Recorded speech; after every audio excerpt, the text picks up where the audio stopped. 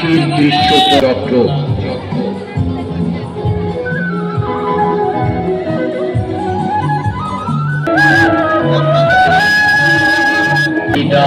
কৃষ্ণায় গোবিন্দায় নমো নমঃ। তাপহং পাপ কর্মাহং তাপত্না পাপ। ভগবান শ্রী বিষ্ণু দিব্য রূপ নীল মাধবের রূপে পূজা হয়। তুমি কি ভগবান নীল মাধবের সেই দিব্য রূপ দেখেছ?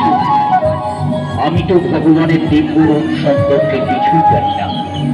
দয়া করে আপনি আমাকে বলুন, নীল মাধবের পূজা কোথায় হয়? হে রাজন, আমিও জানি না, তবে শুনেছি সেই দৈব মূর্তির পুজো হয় গোপনে, যা কেউ জানে না। নীলগিরির জঙ্গলে কোনো এক গুহা। বিশ্ববসুর সঙ্গে দেখা করলেন। সবর রাজা বিশ্ব বসুর জয় হোক। আপনার পরিচয়? আপনাকে তো ঠিক চিনতে পারলাম না। আমি মালব্য রাজ্য থেকে আসছি, রাজা ইন্দ্রদুম্ভের। কিছুদিন পর রাজপুরোহিতের পুত্র বিদ্যাপতির সহিত রাজা বিশ্ব বসুর কন্যা ললিতার বিবাহ হয়।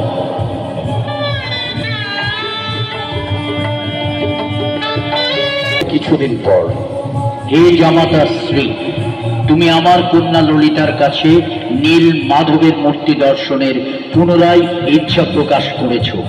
আমার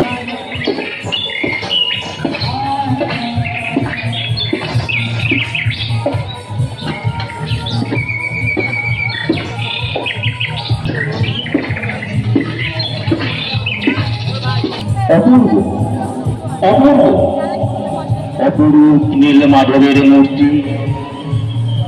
জয় নীল মাধবের জয়, জয় নীল মাধবের জয়, জয় রাজা বিশ্ব বসুর জয়, জয় রাজা বিশ্ব বসুর জয়। মালবা রাজ্যে ফিরে এলেন এবং রাজা ইন্দ্রদুম্ভকে সব জানালেন। রাজা ইন্দ্রদুম্ভ সৈন্য সামন্ত নিয়ে নীল মাধবের মূর্তি দেখতে পেলেন না। তাই রাজা ইন্দ্রদুম্ভ ক্রুশসজ্জায় প্রাণ ত্যাগ করবে বলে মনে মনে স্থির করলেন।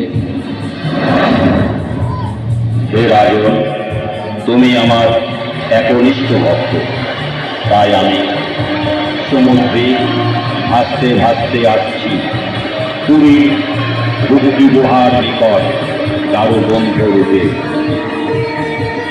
হে রাজন, সব রাজা বিশ্ব বসু আমার পরম ভক্ত।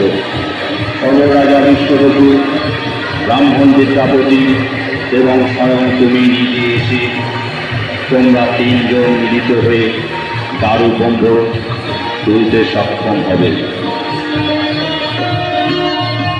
পরের দিন প্রভাতে রাজা ইন্দ্রদুম্ভ, সবর রাজা বিশ্ব বসু এবং ব্রাহ্মণ বিদ্যাপতি তিনজন মিলে দারুগন্ধ পাত্র তুলে নিয়ে চলল গুন্ডিচা মন্দিরে।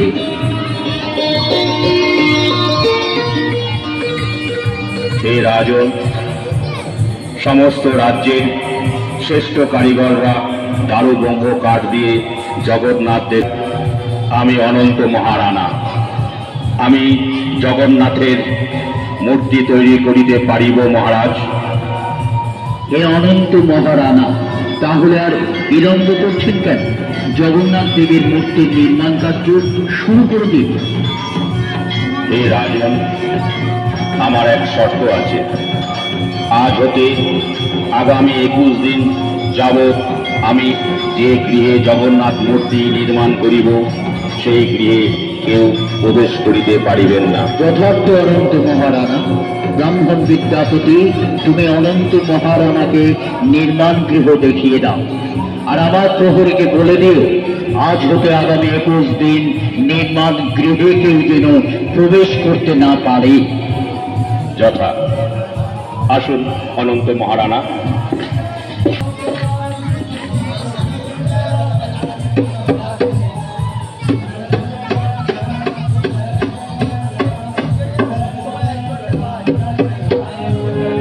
দারামণিমা, মহারাজের হুকুম আছে, আপনি মন্দির গৃহে প্রবেশ করতে পারবেন না। দেখো প্রহরী, আমি এ রাজ্যের মহারানী। তাছাড়া মন্দির গৃহ হতে কোনো শব্দ পাওয়া যাচ্ছে না। জানি তো মহারাজ মহারাজ মহারাজ, এই কি হলো?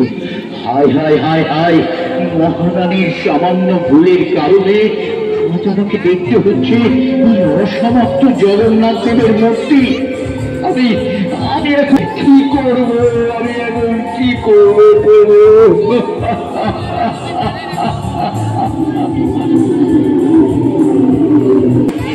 দুঃখ করো না, আমার আদেশেই দেবশিল্পী বিশ্বকর্মাই জগন্নাথের মূর্তি নির্মাণে ছিলেন। শর্ত ভঙ্গ হওয়াতেই নীল মাধব রূপে পূজা করত। তাই যুগ যুগান্তর ধরে সবর রাজা বিশ্ব বসুর বংশধরেরা এই রূপের সেবা করবে, আর বিদ্যাপতির সন্তানরা আমায় পূজা করবে এবং ললিতার সন্তানরা আমার ভোগ রন্ধন করবে। নীল মাধুর্য প্রকাশের জন্যই এই স্থানে এই রূপের পূজা গ্রহণ করত।